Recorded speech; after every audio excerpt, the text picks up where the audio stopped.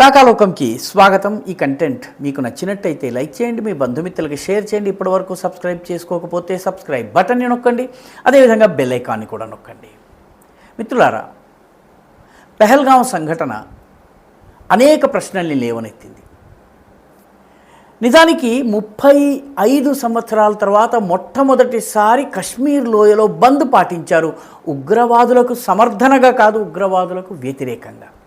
ఉగ్రవాదులకు సంబంధించి ఉగ్రవాదుల క్యాలెండర్ ఇచ్చేవారు. ఈ నెలలో ఈ రోజున రాళ్ళు విసరాలి, ఈరోజు బంద్ పాటించాలి, ఈరోజు శ్రద్ధాంజలి సభ పెట్టాలి, ఈరోజు మెమోరియల్ మీటింగ్ పెట్టాలి, ఈరోజు ఫలానా కార్యక్రమం చేయాలని ఏడాది పొడవుతా వాళ్ళు క్యాలెండర్ ఇచ్చేవాళ్ళ. క్యాలెండర్ని ప్రజలు తూచా తప్పకుండా పాటించేవాళ్ళు. ఇన్ని గంటలకు దుకాణం బంద్ అవ్వాలంటే దుకాణాలు బంద్ అయిపోయేవి.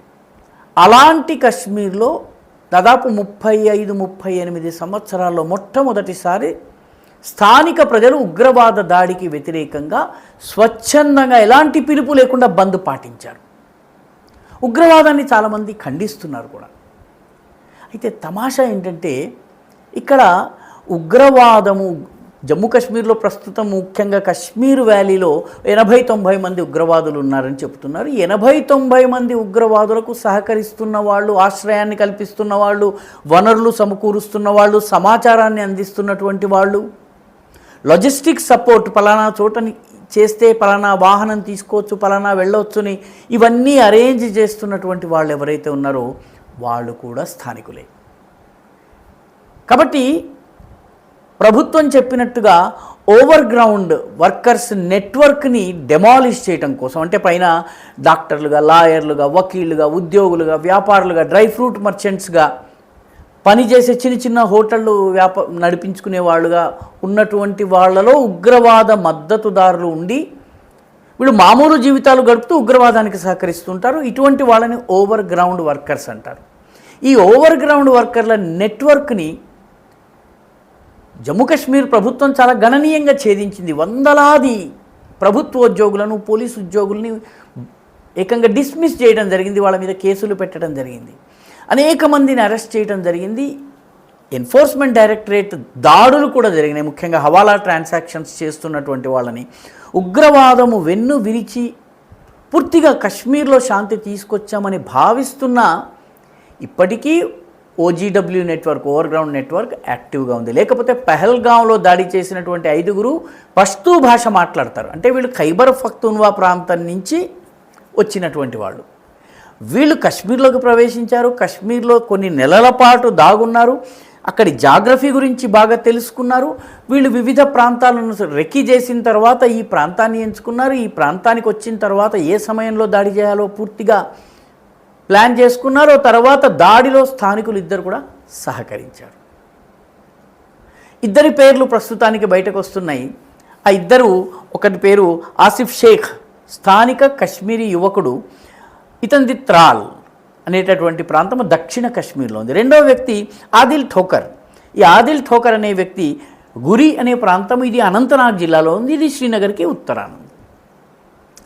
అంటే వీళ్ళిద్దరూ, ఒకరు ఉత్తరం నుంచి శ్రీనగర్కి ఉత్తరం, ఒకరు శ్రీనగర్కి దక్షిణము, వీళ్ళిద్దరూ కలిశారు. వీళ్ళతో పాటు పాకిస్తాన్లో ట్రైన్డ్ ఉగ్రవాదులు కలిశారు. వీళ్ళు అందరూ కలిసి కొన్ని రోజుల పాటు ప్లాన్ చేసిన తర్వాత ఈ ఆపరేషన్కి వీళ్ళు పాల్పడ్డారు. తమాషా ఏంటంటే, ఈ దాడి జరిగిన తర్వాత, పెహల్గాం దాడి జరిగిన తర్వాత పెహల్గాంలో దాదాపు 1000 మంది చిల్లర వ్యాపారులు కనిపించటం లేదు. అంటే ఎవరో చిన్న పెన్నులు అమ్ముకునేవాడు, రిబ్బన్లు అమ్ముకునేవాడు, లేకపోతే పూసలు అమ్ముకునేవాడు, పిన్నులు అమ్ముకునేవాడు లాగా ఉన్నటువంటి ఒక 1000 మంది కనపడటం లేదు. అంటే వీళ్ళందరూ ఎక్కడికి వెళ్ళిపోయారు? అండర్ గ్రౌండ్లోకి ఎందుకు వెళ్ళిపోయారు? అసలు ఏదో సంఘటన జరిగితే వీళ్ళెందుకు పారిపోయారు? అంటే ఏదో ఒక లెవెల్లో ఉగ్రవాదానికి జమ్మూ కాశ్మీర్లో ఇప్పటికీ మద్దతు లభిస్తోంది. ఇది తిరుగులేని సత్యం.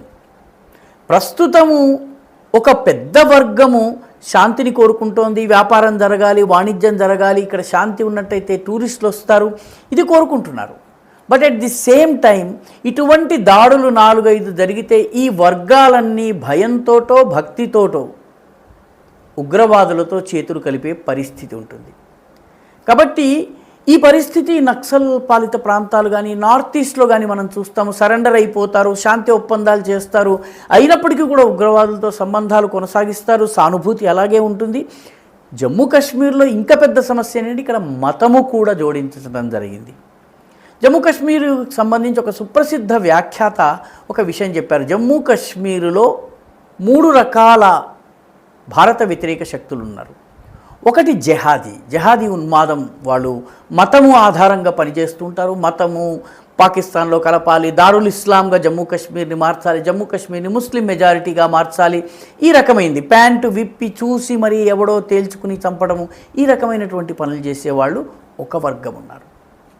అయితే ఇది నడవనప్పుడు కొంచెం తెలివిగా కొంచెం జాగ్రత్తగా చదువుకున్నటువంటి వాళ్ళు, లీగల్గా తప్పించుకోగలిగే వాళ్ళు ఈ జెహాదీలుగా కాకుండా ఆజాదీలుగా కనిపించడానికి ప్రయత్నిస్తారు. మా జమ్మూ కాశ్మీర్కి స్వాతంత్రం రావాలి, మా హక్కులు రావాలి, మాకు రాష్ట్ర హోదా రావాలి, మా పైన కేంద్ర నిఘా తగ్గాలి, ఈ రకంగా మాట్లాడుతూ ఉంటారు. మన దగ్గర మిగతా దేశంలో అర్బన్ నక్సల్స్ మాట్లాడినట్టుగా. ఈ జెహాదీ ఆజాదీ తర్వాత 3వ వర్గం ఉంది. వాళ్ళు ఫసాది, కేవలం రాళ్ళు విసురుతున్నట్టుగా, అమాయక కుర్రవాళ్ళు 500 రూపాయలకి రాళ్ళు విసిరారు, ఈ టైపు. ఇది ఇంటర్చేంజబుల్. జెహాదీ ఎప్పుడు ఫసాదీ అవుతాడో, ఫసాదీ ఎప్పుడు ఆజాదీ అవుతాడో, ఆజాదీ ఎప్పుడు జెహాదీ అవుతాడో మనము చెప్పలేము. జమ్మూ కాశ్మీర్లో ఈ రోజుకి కూడా ఇటువంటి ఒక పెద్ద వర్గం ఉంది అన్నది పెహల్గాం సంఘటన తేల్చి చెప్పింది. శాంతిని కోరుకునే వాళ్ళు, భారతదేశంతో ఉంటే బాగుపడతామని భావించే వాళ్ళ వర్గము పెరుగుతున్నప్పటికీ కొద్దిగా ఉగ్రవాదులది పైచేయి అవుతుందని భావిస్తే వీళ్ళందరూ ఇటు వెళ్ళడం అసాధ్యం కాదు, అసంభవం కాదు. ఇది మొట్టమొదట గుర్తించవలసినటువంటి విషయము. ఇప్పటికీ వాళ్ళ నెట్వర్క్ పనిచేస్తోంది, వాళ్ళకి ఆశ్రయాలు ఇచ్చేవాళ్ళు ఉన్నారు. 2 ఉగ్రవాదులు ఎవరైతే సహకరించారో స్థానికులు, వాళ్ళ ఇళ్లని బుల్డోజర్లతో కూల్చివేశారు. ఇటువంటి భయం వల్ల కొందరు పనిచేయకపోవచ్చు, కానీ ఓవరాల్గా కొద్దిగా తరాజులో ఒకవైపు బరువు పెరగగానే వీళ్ళందరూ ఇటు నుంచి అటు దూకేటటువంటి అవకాశం ఉంది. జమ్మూ కాశ్మీర్లో ఈ మతోన్మాదం ఏదైతే ఉందో, జెహాదీ, ఇది అన్నిటి అట్టడుగున ఉంటుంది. అవకాశం వచ్చినప్పుడు జెహాదీ పైకి వస్తుంది, అవకాశం తక్కువగా ఉన్నప్పుడు ఆజాదీ వస్తుంది, హక్కులు దీని గురించి మాట్లాడేవాళ్ళు. అంతకన్నా కొంచెం పరిస్థితి దిగజారితే రాళ్ళు విసిరే వాళ్ళు వస్తారు. ఈ 3 ఇంటర్చేంజ్ అవుతుంటాయి. ఇది జమ్మూ కాశ్మీర్ యొక్క ప్రత్యేకత. అందుకే జమ్మూ కాశ్మీర్ రాజకీయ నాయకుల్ని జాగ్రత్తగా మీరు గమనిస్తే, ముఖ్యంగా కాశ్మీరులో నాయకుల్ని గమనిస్తే, వాళ్ళు ఢిల్లీలో ఒక మాట మాట్లాడతారు, జమ్మూలో ఒక మాట మాట్లాడతారు, శ్రీనగర్లో ఒక మాట మాట్లాడతారు. ఈ ఈ అబ్దుల్లాల కుటుంబం ఉంది. ఢిల్లీలో రాగానే దేశం కోసం ప్రాణమిస్తాము, నేను రాముడి భజన పాడతాను, మా పూర్వీకులందరూ కూడా హిందువులు అంటాడు. జమ్మూకి రాగానే ఆయన అసలు కాశ్మీర్ జమ్మూ ఇది కలిసి జీవించాలి, ఈ రకమైన భాష మాట్లాడతారు. మనందరి మీద ఢిల్లీ ఆధిపత్యం ఏమిటి, అసలు మనందరం జమ్మూ కాశ్మీర్లో ఉన్నటువంటి హిందూ ముస్లింలు కలిసి జీవించాలి అంటారు. శ్రీనగర్కి వెళ్ళగానే 1953 నాటి స్థితి రావాలి, ఆర్టికల్ 370 రావాలి, దానికోసం రక్తం పారిస్తాం, ఈ భాష మాట్లాడతారు. కాబట్టి ఇప్పుడు ఉగ్రవాదులుగా ఉన్నటువంటి ఇంజనీర్, ఉగ్రవాది అన్నటువంటి అనుమానంతో జైల్లో ఉన్నటువంటి ఎంపీగా ఎన్నికైనటువంటి ఇంజనీర్ రషీద్ కూడా ఒకే సమయంలో భారత ప్రభుత్వంతో మాట్లాడాడు కాశ్మీర్లో శాంతి స్థాపన గురించి. అదే సమయంలో ఉగ్రవాదులతో సంబంధాలు ఉన్నాయి, వాళ్ళకి నిధులు సేకరించారు. మరో పక్షాన ఆయన రాజకీయాల్లో ఉన్నారు. ఇది జమ్మూ కాశ్మీర్లో ఉన్నటువంటి కాశ్మీరీ ముస్లిం జనాభా యొక్క స్వభావం. ఢిల్లీలో ఒక మాట, జమ్మూలో ఒక మాట, కాశ్మీర్లో ఒక మాట. కాబట్టి ఇప్పుడు ఉన్నటువంటి పరిస్థితి ఏదైతే ఉందో కొద్దిగా దిగజారినట్లయితే మళ్ళీ ఆ జెహాదీ ఉన్మాదం పైకొచ్చేటటువంటి అవకాశం ఉంది. భారత ప్రభుత్వము అసలు ఇక్కడ ఈ నెట్వర్క్ ఎంత ఉంది, ఇది కూడా ఆలోచించాల్సిన విషయం. చాలా ప్రమాదకరమైన విషయం ఏంటంటే, గతంలో ఈ గుజ్జర్లు, బకర్వాళ్ళు, పహాడీలు వీళ్ళు భారత ప్రభుత్వానికి, భారత సైన్యానికి నమ్మిన బంట్లుగా ఉండేవాళ్ళు. చాలాసార్లు పాకిస్తానీ చొరబాటుదారుల సమాచారాన్ని ఇచ్చినటువంటి వ్యక్తులందరూ కూడాను ఈ గుజ్జర్ బకర్వాళ్ళే. అలాగ 1965లో భారతదేశంలోకి పాకిస్తానీలు చొరబడుతున్నారు కశ్మీర్లోకి అన్నటువంటి సమాచారం ఇచ్చింది ఒక బకర్వాల్. ఆయనకి పద్మశ్రీ ఇచ్చారు. ఆయనని తర్వాత ఉగ్రవాదులు హత్య చేయటం జరిగింది. ఇప్పుడు ఆ వర్గాల్లో కూడాను మతోన్మాదం పెరుగుతోంది. కాబట్టి జమ్మూ కాశ్మీర్లో ఇప్పుడు ఉన్నటువంటి శాంతి చిరస్థాయి శాంతి కావాలనంటే, శాశ్వత శాంతి కావాలన్నట్లయితే ప్రభుత్వము మరింత దృఢంగా వ్యవహరించక తప్పదు. అదేవిధంగా ఈ పుట్టలో పాముల్లాగా దాగున్నటువంటి ఈ overground and underground నెట్వర్క్స్ని ఛేదించక తప్పదు. లేకపోతే పహల్గాం వంటిది జరుగుతూ ఉంటాయి. ఎందుకంటే పహల్గాం నిజానికి చాలా ఈజీ టార్గెట్. ఉగ్రవాదుల సామర్థ్యం తగ్గుతున్నది చాలా క్లియర్గా. ఎందుకంటే 2016-17 ఈ ప్రాంతంలో పఠాన్కోట్, ఉరి ఇటువంటి సంఘటనలు జరిగినాయి. ఏకంగా మిలిటరీ కంటోన్మెంట్ల మీద దాడి జరిగింది. 2017-18 ఈ ప్రాంతంలో సుంజువాన్లో ఉన్నటువంటి సిఆర్పిఎఫ్ క్యాంపు మీద దాడి జరిగింది.